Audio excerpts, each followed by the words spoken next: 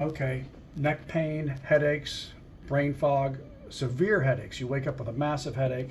You wake up hot, high cortisol levels in the morning, fibromyalgia. Standing up makes you super lightheaded. GI issues, tremor in the head and hands. Right side of TMJ pops. And you feel like you're slowly dying. And this is going on for, actually the rapid decline has been in the last 10 years. And you've gone to a lot of doctors.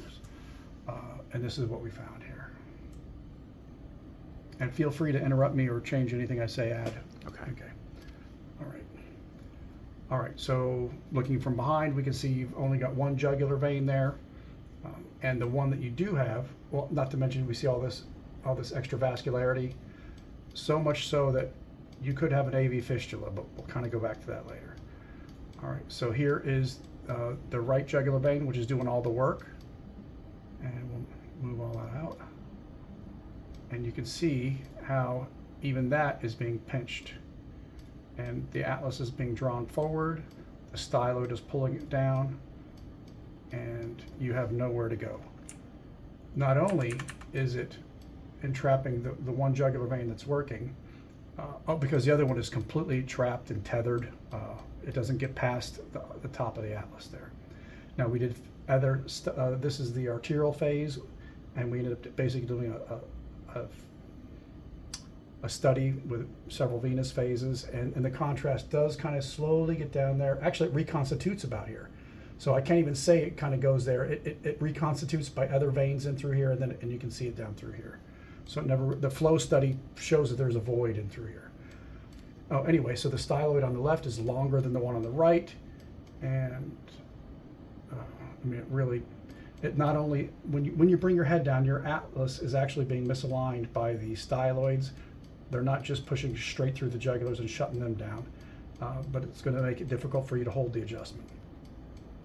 And we adjusted you today. We probably moved your atlas a millimeter and made you feel better, but I don't know how long it's going to last, and we can't even really get the atlas all the way in place because of these. Let's see here. So when somebody has this kind of venous backflow problem, a couple things we think: a CSF leak, you're going to pop, there's going to be a back pressure, and that's probably that taste, that odd taste you get in the back of your mouth, that might be coming from that. And the other one is an AV fistula. So when you back up the venous system so badly like this, you can break the connection between the high pressure artery and the low pressure vein. I've got somebody that looked similar to this, and when they went in there and fixed the AV fistula by putting a little coil in there, he felt a little better. They ended up putting a stent on the one jugular vein. He felt a little better. But it wasn't until they did blind blood patches, starting in the lumbar, then going up to the thoracic, with every blood patch, assuming that there was a CSF leak that they just could not find, he felt better and better and better. So that's the kind of sequela that happens when you have this kind of back pressure going on. Another little thing, actually I've got some better, actually we should go inside the cranial vault. So the left transverse sinus looks like the brain is sagging and compressing it a little bit. So again, I'm thinking a CSF leak, and once we open this up, get the styloids removed, I think you're going to do great. Oh, in the physical exam, when we got in there and tried to mobilize the anterior compartment, which we do when we see these whiplashes where it gets contracted, and you can just move it. You make it supple. This was not moving at all. It was like there's huge ropes. So here you see the calcification of the stylohyoid ligament, but in your case, it seems like the stylohyoid ligament has gotten to where it's a real thick rope.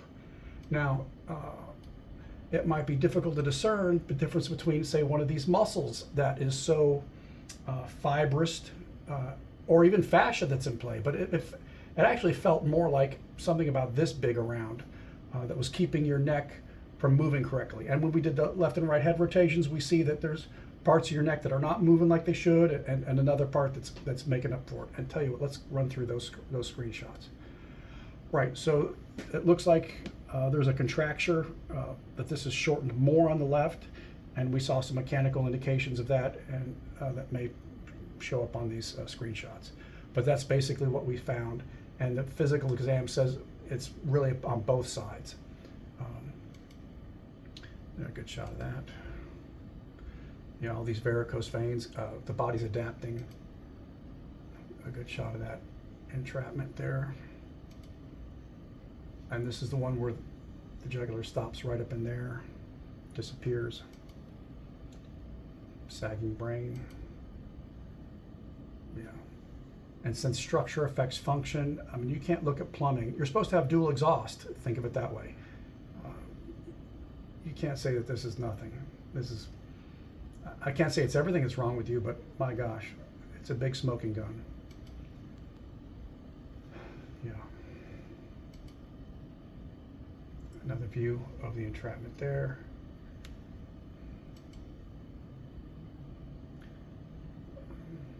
Yeah, so basically we have a neck injury that healed in a way that you don't want it to heal.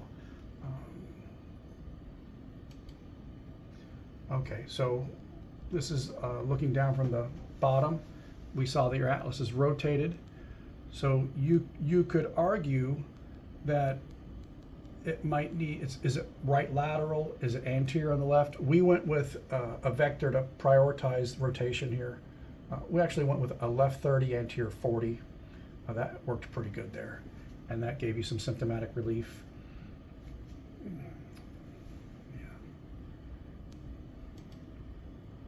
Again, you can see no jugular. There's the entrapped one. Good shot of that. Oh, here I'm showing some of the venous congestion and how the body's adapting, and you're actually draining down through your spinal column itself. Another shot of the entrapment there. Oh, here you go. So they talk about the glymphatic system, the glial lymphatic system, and I think that's kind of what you're seeing too. You're seeing this dilation of the veins as it's trying to adapt. We had a neurointerventional radiologist, a friend of ours, put actually the first stent he's ever put in jugular vein, and one of the things that he commented on is how this all collapsed after he put that stent in there. The other side of it. This is the venous phase, so it ended up being a flow study. We waited a few seconds and ran a pass again, and you can see all the collaterals and adaptation. Yeah, you could easily have an AV fistula in there. Left head rotation, jutting your jaw forward. Left head rotation again. All right, so C1 is supposed to have a 20%, maintain a 20% contact with C2. You're a little loose in there. And so they would do Prolo or PRP or stem cells or something. This one's easily 20% contact, not a problem. So we care about the cervical cranial junction to see if there's any looseness in there, and it actually seems really tight in there, like it's not moving like it should. And the physical exam confirmed that. Okay, so this is the posterior atlanto-occipital membrane. It's a ligamentous type structure that got torn or irritated on you. How do I know that? Because it calcified. Calcification is what the body does when it's trying to heal, and you got some calcification coming around, which is kind of making this vertebral artery towards, I don't want to say tethered, but pinned down a little bit. So this is right head rotation. Of course, it gets even worse. Right head rotation does open up the right side a little bit, bringing the atlas back. Yeah, we looked at that. That's okay. It's tight even. A little loose there. Yeah, I mean, I would like C1 to not rotate off of C2 too much. But there's treatments for that. Left head rotation, right head rotation. The atlas doesn't move very much at all. It's pinned down. That shallow transverse sinus. Again, we're getting back to this contracture from a head injury. And that's what happens, is that you can have an injury 20 years ago, and as the years go by, the fibrotic adhesions become shorter and more contracted and just stiffer. Oh, and actually, these styloids are still growing. that ligament is irritated, and this thing is not done growing.